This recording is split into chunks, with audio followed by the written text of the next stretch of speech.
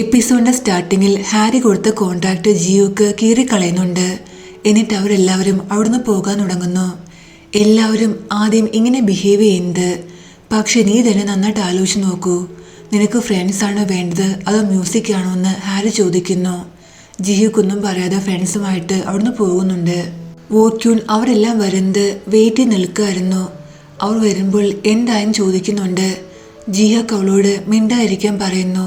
എന്തുപറ്റി, കാര്യം എന്താണെന്ന് അവൾ ചോദിക്കുമ്പോൾ ഹാജിൻ അവളോട് നമ്മുടെ ബാൻഡിനെ അവർ സെപ്പറേറ്റ് ചെയ്യാൻ ശ്രമിക്കുകയാണ്, ഞങ്ങളെ എല്ലാവരെയും ഹയർ ചെയ്യാൻ അവർക്ക് താല്പര്യമില്ല, അവർ കോൺട്രാക്ട് കൊടുത്തത് ജിയക്കിനും ഹ്യൂൺസോയ്ക്കും മാത്രമാണെന്ന് അവൻ പറയുന്നു. പക്ഷെ ഞങ്ങളുടെ ലീഡർ ഏറ്റവും ബെസ്റ്റാണ്, ഈ കോൺട്രാക്ട് അവൻ അക്സെപ്റ്റ് ചെയ്തില്ലെന്ന് ക്യൂൻജങ് പറയുന്നുണ്ട്. ഇതെല്ലാം കേട്ട് വോക്യൂൻ അവരോട് ദേഷ്യപ്പെടുന്നു. ഇങ്ങനെ ചെയ്യാൻ ജിഹക്കിനെ നിങ്ങൾക്കെങ്ങനെ സപ്പോർട്ട് ചെയ്യാൻ തോന്നി, നിങ്ങൾ കാരണം ജിഹക്കിനും കോൺട്രാക്ട് അക്സെപ്റ്റ് ചെയ്യാൻ പറ്റില്ലെന്ന് അവൾ പറയുന്നുണ്ട്. ഇത് കേട്ട് ജിഹക്ക് അവളോട് മിണ്ടാതിരിക്കാൻ പറയുന്നു. എന്നിട്ട് അവിടുന്ന് പോകുന്നുണ്ട്. ജിഹക്ക് നടന്നു വരുമ്പോൾ സൂഹ അവൻ്റെ പിറകെ ഉണ്ടായിരുന്നു. അവൾ അവനെ വിളിക്കുന്നുണ്ടെങ്കിലും അവൻ കേൾക്കുന്നില്ല. സോ അവളുടെ കയ്യിലുണ്ടായിരുന്ന ബോയിൽഡ് എഗ്ഗ് അവൻ്റെ തലയിൽ അവൾ പൊട്ടിക്കാൻ തുടങ്ങുന്നു. ലാസ്റ്റ് ടൈം അവളുടെ തലയിലേക്ക് അവൻ ലോലിപോപ്പ് എറിഞ്ഞ പോലെ. പക്ഷെ അപ്പോഴേക്കും അവൻ തിരിഞ്ഞു നോക്കുന്നു. നീ ഇത് എന്ത് ചെയ്യാൻ പോവുകയായിരുന്നെന്ന് അവൻ ചോദിക്കുമ്പോൾ നിനക്ക് വിശക്കുന്നുണ്ടെങ്കിൽ ദാ കഴിക്കാൻ പറഞ്ഞ് അവൾ ആ എഗ്ഗ് അവന് കൊടുക്കുന്നുണ്ട്. അപ്പോഴേക്കും സൂഹയ്ക്ക് ഇക്കിള് വരുന്നു. ജിഹക്ക് ആ എഗ്ഗ് അവളുടെ നെറ്റിയിൽ വെച്ച് പൊട്ടിക്കുന്നുണ്ട്. അപ്പോഴേക്കും അവളുടെ ഇക്കിളും സ്റ്റോപ്പാകുന്നു. രണ്ടുപേരും ഹാപ്പിയായി ഒരുമിച്ച് വീട്ടിലേക്ക് പോകുന്നു. വീട്ടിൽ വന്ന ശേഷവും ജിഹക്കിനെ കുറിച്ച് ആലോചിച്ച് സൂഹ സ്മൈൽ ചെയ്യുന്നുണ്ട്. അപ്പോൾ സിയോജിന്റെ നോട്ട്ബുക്ക് ടേബിളിൽ ഇരിക്കുന്നത് അവൾ കാണുന്നു. നെക്സ്റ്റ് സീനിൽ ഐ ക്യാൻഡി മെമ്പേഴ്സ് എല്ലാം സ്കൂളിലേക്ക് വരികയാണ്. അവരെ കണ്ട് ഗേൾസ് എല്ലാം ഓരോന്ന് സംസാരിക്കുന്നുണ്ട്. ആ കൂട്ടത്തിൽ ഒരു ഗേളിനെ അവളുടെ ഫ്രണ്ട്സ് പുഷ് ചെയ്യുന്നുണ്ട്. അവൾ നേരെ വന്ന് വീഴുന്നത് ഹ്യൂൺസോയുടെ ദേഹത്തേക്കാണ്. നീ ഓക്കെ ആണോ എന്ന് ഹാജിൻ അവളോട് ചോദിക്കുന്നു. ഇത് കണ്ട് അവളുടെ ഫ്രണ്ട്സ് എല്ലാം ഒരുപാട് ജലസ് ആകുന്നുണ്ട്. ഇതെല്ലാം സ്ട്രോബെറി ഫീൽഡ്സ് കാണുന്നു. ഇവർക്ക് ഇത്രയും പോപ്പുലാരിറ്റി കിട്ടാൻ കാരണം ആ കെച്ചപ്പ് ഇൻസിഡൻ്റ് ആണ്. ഇവരെല്ലാവരുടെയും മുന്നിൽ കൂളായിട്ട് ആക്ട് ചെയ്യാണ്. അതൊക്കെ പോട്ടെ, ഇവർക്ക് ആരെ കോൺട്രാക്ട് കൊടുത്തത്, നിന്റെ സിസ്റ്റർ ആണോ എന്ന് അവർ ചോദിക്കുന്നു സിയോജിനെ നോക്കി. ഇവിടെ ഐ ക്യാൻഡി മെമ്പേഴ്സ് എല്ലാം ആ കോൺട്രാക്റ്റിനെ കുറിച്ച് സംസാരിക്കുകയാണ്. നമ്മുടെ ടാലൻറ്റിനെ കുറിച്ച് ഹാരിക്ക് അറിയില്ല. അന്ന് റോ ഫെസ്റ്റിവലിൽ ഹ്യൂൺസോയ്ക്ക് പ്ലേ ചെയ്യാൻ പറ്റാത്തത് കൊണ്ട് നമുക്ക് ആർക്കും പ്രോപ്പറായിട്ട് നമ്മുടെ ടാലൻറ്റ് കാണിക്കാൻ പറ്റിയില്ല. ഇങ്ങനെയല്ല ഹാജിൻ പറയുന്ന കേട്ട് ഹ്യൂൺസ് അവനോട് നീ എന്താ പറയാൻ ഉദ്ദേശിക്കുന്നത്, ഇതൊക്കെ സംഭവിച്ചത് ഞാൻ കാരണമാണെന്നാണോ? നമ്മളെല്ലാവരും ഒരുമിച്ചാണ് റോ ഫെസ്റ്റിവലിന് പെർഫോം ചെയ്തത്. അതിനുവേണ്ടി രാത്രി മുഴുവൻ ഞാൻ പ്രാക്ടീസ് ചെയ്യുന്ന സമയത്ത് നീ നൈറ്റ് ക്ലബിൽ പാർട്ടി ചെയ്യായിരുന്നു. ഹ്യൂൺസ് ഇങ്ങനെ പറയുന്ന കേട്ട് ഹാജിൻ അവനോട് ദേഷ്യപ്പെടുന്നു. രണ്ടുപേര് ആർഗ്യൂ ചെയ്യുന്നുണ്ട്. അവരോട് മിണ്ടാതിരിക്കാൻ എല്ലാവരും പറയുന്നുണ്ടെങ്കിലും അവർ കേൾക്കുന്നില്ല. ലാസ്റ്റ് ജെങ്ദോ അവിടുന്ന് എണീറ്റ് പോകുന്നു. ജിഹക്ക് അവനെ വിളിക്കുന്നുണ്ടെങ്കിലും അവൻ നിൽക്കാതെ അവിടുന്ന് പോകുന്നുണ്ട്. നെക്സ്റ്റ് സീനിൽ സൂഹ പിയാനോ പ്രാക്ടീസ് ചെയ്യാണ്. സിയോജിൻ വന്ന് അവളെ ഹെൽപ്പ് ചെയ്യുന്നുണ്ട്. സൂഹ അവൻ്റെ നോട്ട്ബുക്കും ഹെഡ്സെറ്റും തിരിച്ചു കൊടുക്കുന്നുണ്ട്. സോറി, നിന്റെ MP3 പ്ലെയർ എൻ്റെ കയ്യിൽ നിന്ന് മിസ്സായെന്ന് അവൾ പറയുമ്പോൾ സാരമില്ല, നീ ഇപ്പോൾ പണം ഏൺ ചെയ്യുന്നില്ലേ, നിന്റെ പണം കൊണ്ട് എനിക്ക് പുതിയ MP3 പ്ലെയർ വാങ്ങി തന്നാൽ മതി. അല്ലെങ്കിൽ ഒരു കാര്യം ചെയ്യാം, നിനക്ക് ഞാൻ പുതിയ MP3 പ്ലെയർ വാങ്ങിത്തരാമെന്ന് അവൻ പറയുന്നു. നിന്റെ കയ്യിൽ നിന്ന് ഞാൻ ഇനി ഒന്നും അക്സെപ്റ്റ് ചെയ്യില്ലെന്ന് അവൾ പറയുമ്പോൾ അതെന്താണെന്ന് അവൻ ചോദിക്കുന്നുണ്ട്. നിന്റെ കയ്യിൽ നിന്ന് എന്തുമാത്രം കാര്യങ്ങൾ ഞാൻ അക്സെപ്റ്റ് ചെയ്തു എന്ന് ഞാൻ ഇപ്പോഴാണ് തിരിച്ചറിയുന്നത്. നിന്റെ വാക്കുകൾക്ക് ഒരുപാട് നന്ദിയുണ്ട്. പക്ഷേ നിന്നെ എനിക്ക് അക്സെപ്റ്റ് ചെയ്യാൻ പറ്റില്ലെന്ന് പറഞ്ഞ് സൂഹ അവിടുന്ന് പോകാൻ തുടങ്ങുന്നു. നിന്റെ മനസ്സിൽ മറ്റാരെങ്കിലും ഉണ്ടോ എന്ന് സിയോജിൻ ചോദിക്കുമ്പോൾ അങ്ങനെയാണെന്ന് എനിക്ക് തോന്നിയെന്ന് അവൾ പറയുന്നുണ്ട്. ഇത് കേട്ട് സിയോജിന് നല്ല ദേഷ്യം വരുന്നു. നെക്സ്റ്റ് സീനിൽ ജിഹക്ക് ജെങ്ദയുടെ കൂടി ഇരിക്കുകയാണ്. നിന്നെ സംബന്ധിച്ച് ഇത് നല്ല ഓപ്പർച്യൂണിറ്റിയാണ്, ഞങ്ങൾക്ക് വേണ്ടി നീ ഇത് മിസ് ചെയ്യരുത്. നിങ്ങൾ കോൺട്രാക്ട് സൈൻ ചെയ്യാൻ ജെങ്ദോ പറയുന്നു. ബ്യൂൺഹി എന്താ പറയാറുള്ളേ നിനക്ക് ഓർമ്മയില്ലേ, നമ്മളെല്ലാവരും ഒരുമിച്ച് പെർഫോം ചെയ്യും. ഞാൻ പാട്ട് പാടുമ്പോൾ ഹ്യൂൺസ് ഗിറ്റാർ പ്ലേ ചെയ്യും. അങ്ങനെയാകുമ്പോൾ ഡ്രം ആര് പ്ലേ ചെയ്യുമെന്ന് അവൻ ചോദിക്കുന്നുണ്ട്. ബ്യൂൺഹിയുടെ പാട്ട് നമ്മളെല്ലാവരും ഒരുമിച്ച് പ്ലേ ചെയ്യണം, അതുകൊണ്ട് തൻ്റെ കൂടെ വരാൻ പറഞ്ഞ് അവൻ ജെങ്ദോയെ കൂട്ടി പോകുന്നു. എല്ലാവരും പ്രാക്ടീസ് ചെയ്യാൻ വേണ്ടി ആ റൂമിലേക്ക് വരുന്നുണ്ട്. നമ്മൾ ആരാണെന്നും നമ്മളുടെ ടാലന്റ് എന്താണെന്നും നമ്മൾ ഹാരി കാണിച്ചു കൊടുക്കുമെന്ന് അവരെല്ലാവരും ഒരുമിച്ച് പറയുന്നു. അപ്പോൾ ആ റൂമിൽ നിന്ന് ഒരാൾ എണീറ്റ് വരുന്നുണ്ട്. എല്ലാവരും പേടിക്കുന്നു. ഇതാരാണെന്ന് അവരെല്ലാവരും പരസ്പരം ചോദിക്കുന്നുണ്ട്. ഇദ്ദേഹത്തെ കണ്ടിട്ട് റോ കിമ്മിനെ പോലെ ഉണ്ടെന്ന് ജങ്തോ പറയുന്നു. താങ്കൾ റോ കിം ആണെന്ന് അവരെല്ലാവരും ചോദിക്കുന്നുണ്ട്. പക്ഷേ ആ വന്നയാൾ ഒന്നും പറയാതെ അവരെല്ലാവരും നോക്കുന്നു. താങ്കൾ റോ കിം ആണോ അല്ലയോ എന്ന് ഞങ്ങൾക്കറിയില്ല, പക്ഷെ താങ്കൾ ഇവിടെ എന്ത് ചെയ്യാണെന്ന് ജിഹക്ക് ചോദിക്കുന്നുണ്ട്. അയാൾ ഒരുപാട് ഡ്രങ്ക് ആയിരുന്നു. ഒന്നും പറയാതെ അയാൾ അവിടുന്ന് പോകുന്നുണ്ട്. നമുക്ക് പ്രാക്ടീസ് ചെയ്യാമെന്ന് പറഞ്ഞ് അവരെല്ലാവരും പ്രാക്ടീസ് ചെയ്യുന്നു. നെക്സ്റ്റ് മോർണിംഗിൽ ടീച്ചർ വളരെ കൂളായി ഐക്കാൻഡിയുടെ പാട്ടും പാടി ചില്ലായി നടന്നു വരികയാണ്. അപ്പോൾ പ്യൂഞ്ചോ ഐക്കാൻഡിയെ കുറിച്ച് കുറ്റം പറയുന്നത് ടീച്ചർ കേൾക്കുന്നു. നീ എന്താ പറഞ്ഞതെന്ന് ചോദിച്ച് പ്യൂഞ്ചോട് ദേഷ്യപ്പെടുന്നുണ്ട്. ടീച്ചർ തന്നെയല്ലേ കുറച്ച് ദിവസം മുന്നേ ഐക്കാൻഡി മെമ്പേഴ്സിനെല്ലാം പണിഷ്മെന്റ് പോയിന്റ്സ് കൊടുത്തേന്ന് ജോങ്മാർ ചോദിക്കുന്നു. ഈ സ്കൂളിലെ പെർമനന്റ് സ്റ്റാഫ് അല്ലാത്തതുകൊണ്ടല്ലേ താങ്കൾ ഇത്ര കൂളായി ഞങ്ങളോട് ഇങ്ങനെ ബിഹേവ് ചെയ്യുന്നവൻ ചോദിക്കുന്നുണ്ട്. ഇതെല്ലാം കേട്ട് ടീച്ചറിന് ദേഷ്യം വരുന്നു. നീ എന്താ പറഞ്ഞതെന്ന് ചോദിച്ച് ടീച്ചർ അവനെ അടിക്കാൻ തുടങ്ങുന്നു. അപ്പോഴേക്കും ജിഹക്ക് അവിടേക്ക് വന്ന് ടീച്ചറിനെ പിടിച്ചു മാറ്റുന്നുണ്ട്. സ്റ്റുഡൻസിനോട് എല്ലാവരോടും ക്യാമറ ഓഫ് ചെയ്യാൻ പറയുന്നു.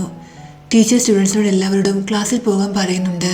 നെക്സ്റ്റ് സീനിൽ സിയോജിൻ ദേഷ്യത്തിൽ ഹാരി റൂമിലേക്ക് വരുന്നു. നീയാണോ ഐക്കാൻഡി മെമ്പേഴ്സിന് കോൺട്രാക്ട് കൊടുത്തതെന്ന് ചോദിക്കുന്നുണ്ട്. നിനക്കിതിലൊന്നും ഒരു താല്പര്യമില്ലാത്തതല്ലേ? അല്ലെങ്കിൽ തന്നെ നീ ഫാദറിന് എഗൻസ്റ്റായി നിൽക്കുകയാണെന്ന് ഹാരി പറയുന്നു. പക്ഷെ സിയോജിൻ നല്ല ദേഷ്യത്തിലായിരുന്നു. ഇത് കണ്ട് ഹാരി സീരിയസ് ആയി. എനിക്ക് അവരെ ഇഷ്ടമാണ്. അവരെല്ലാവരും വളരെ ടാലന്റഡ് ആണ്. എന്നെ പോലെ ഈ കാര്യം നിനക്കും അറിയാം. ചാൻസ് കൊടുക്കുകയാണെങ്കിൽ അവർ ഒരുപാട് ഉയരങ്ങളിലെത്തുമെന്ന് നിനക്കറിയാമെന്ന് ഹാരി പറയുന്നു. എൻ്റെ ലിറ്റിൽ ബ്രദർ അവരോട് ജലസ് ആണെന്നും ഹാരി ചോദിക്കുന്നുണ്ട്. നെക്സ്റ്റ് സീനിൽ ഐക്കാൻഡി മെമ്പേഴ്സ് എല്ലാം പ്രാക്ടീസ് ചെയ്യാണ്. അപ്പോൾ ഹാരി PA-യുമായി അവിടേക്ക് വരുന്നു. നാളെ നിങ്ങൾ എല്ലാവരും ഓഫീസിലേക്ക് വരണം. നിങ്ങൾ എല്ലാവരുമായി കോൺട്രാക്റ്റ് സൈൻ ചെയ്യാൻ ഞങ്ങൾ തീരുമാനിച്ചു എന്ന് അവൾ പറയുന്നുണ്ട്. ഇത് കേട്ട് ബാൻഡ് മെമ്പേഴ്സ് എല്ലാം ഒരുപാട് ഹാപ്പിയാകുന്നു. നാളെ ഓഫീസിലേക്ക് വരുമ്പോൾ നിങ്ങളുടെ പേരൻസുമായി വരണമെന്നും PA പറയുന്നുണ്ട്. ഇത് കേട്ട് ജങ്തോയും ജിഹക്കും സാഡാകുന്നു. അന്നു രാത്രി ജിഹക്ക് വീട്ടിലേക്ക് വരുന്നു വെയിറ്റ് ചെയ്ത് സുഹ നിൽക്കുമായിരുന്നു. അവൻ വരുമ്പോൾ അവൻ്റെ നെറ്റിയിൽ അവൾ ആ ബോയിൽഡ് എഗ് പൊട്ടിക്കുന്നുണ്ട്. എന്നിട്ട് അവൾ ഓടിപ്പോകുന്നു. ജിഹക്ക് അവളുടെ പിറകെ ഓടുന്നു. അവർ രണ്ടുപേരും ഓടി വരുന്നത് ബാക്കി ഫ്രണ്ട്സിൻ്റെ മുന്നിലേക്കാണ്. നിങ്ങൾ എന്ത് ചെയ്യാണ്? ഞങ്ങളെല്ലാം സെലിബ്രേറ്റ് ചെയ്യാൻ വന്നെയാണെന്ന് ക്യൂഞ്ചൻ പറയുന്നു.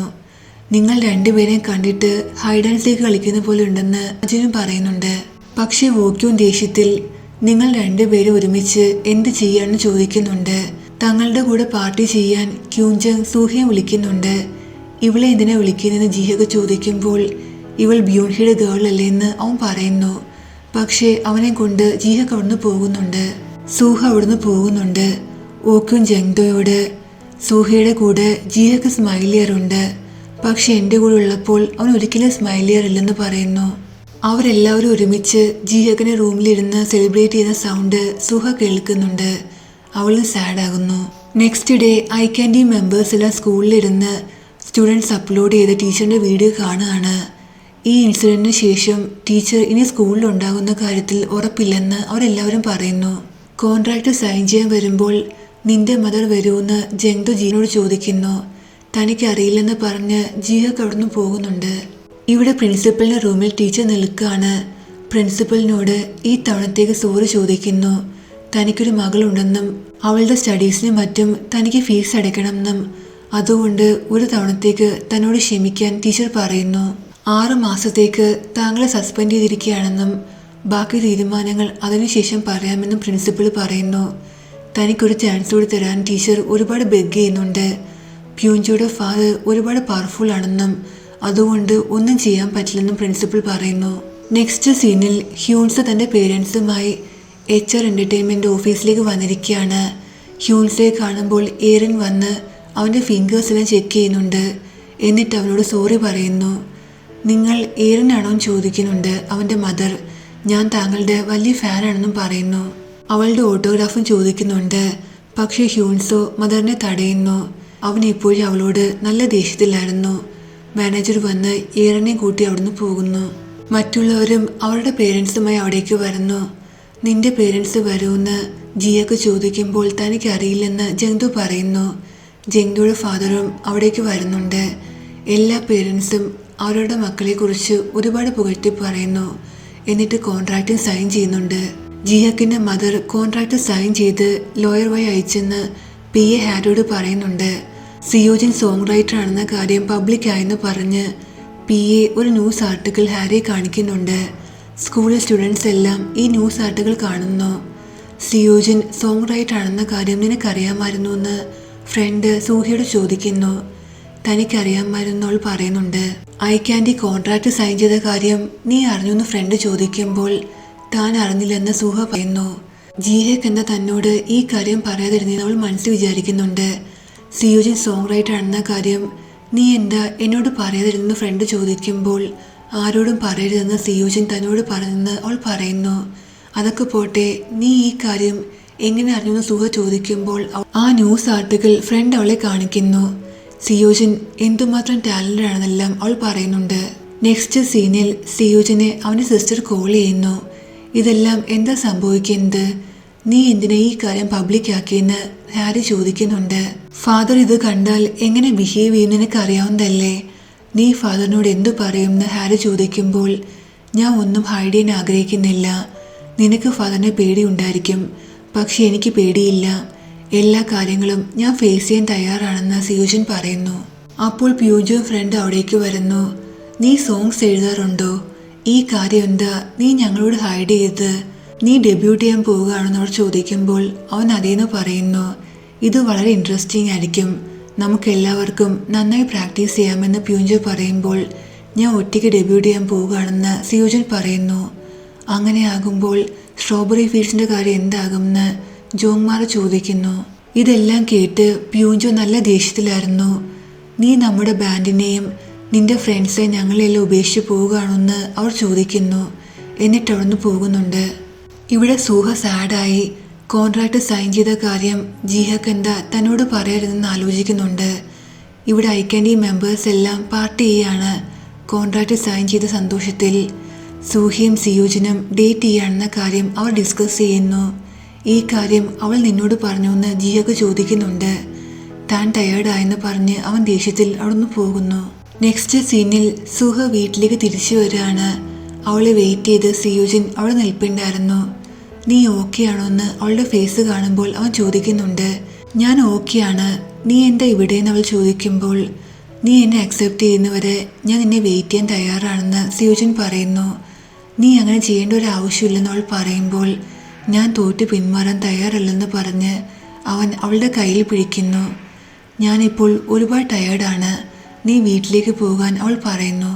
എനിക്ക് നിന്നോടൊരു കാര്യം പറയാണ്ട്, നീ വെയിറ്റ് ചെയ്യാൻ അവൻ പറയുമ്പോൾ ജിഹാക്ക് അവിടേക്ക് വരുന്നു. എന്നിട്ട് സിയോജിനോട് സൂഹയുടെ കൈ വിടാൻ പറയുന്നുണ്ട്. നീ നിന്റെ വീട്ടിലേക്ക് പോകൂ, ഞങ്ങൾ ബിസിയാണെന്ന് സിയോജിൻ പറയുന്നു.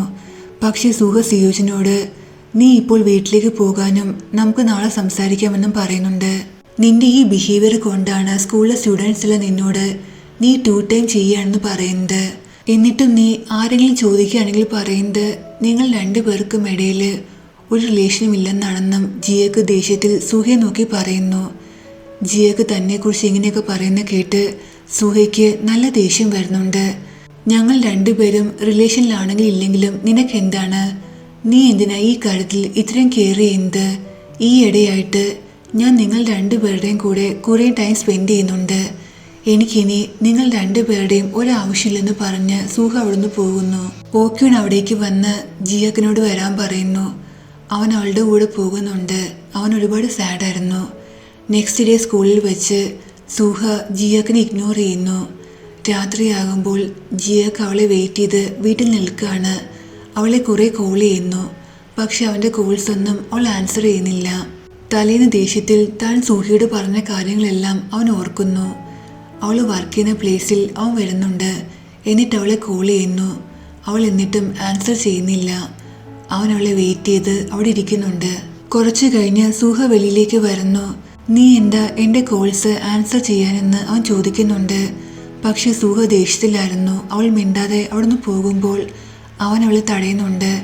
കാര്യങ്ങളെല്ലാം എങ്ങനെയാ ഇങ്ങനെ എത്തിയെന്ന് എനിക്കറിയില്ല, നിനക്കെന്താ എന്നെ അറിയില്ലെന്ന് അവൾ അവനോട് ചോദിക്കുന്നു. നിങ്ങൾ രണ്ടുപേരെയും അപ്പോൾ ഒരുമിച്ച് കണ്ടപ്പോൾ എൻ്റെ തല വർക്ക് ചെയ്തില്ല. എനിക്കൊന്നും ചിന്തിക്കാൻ പറ്റിയില്ല. എനിക്ക് ഭ്രാന്ത് പോലെയായി. ഞാൻ നിന്നെ ലൈക്ക് ചെയ്യുന്നെന്ന് അവൻ പറയുന്നു.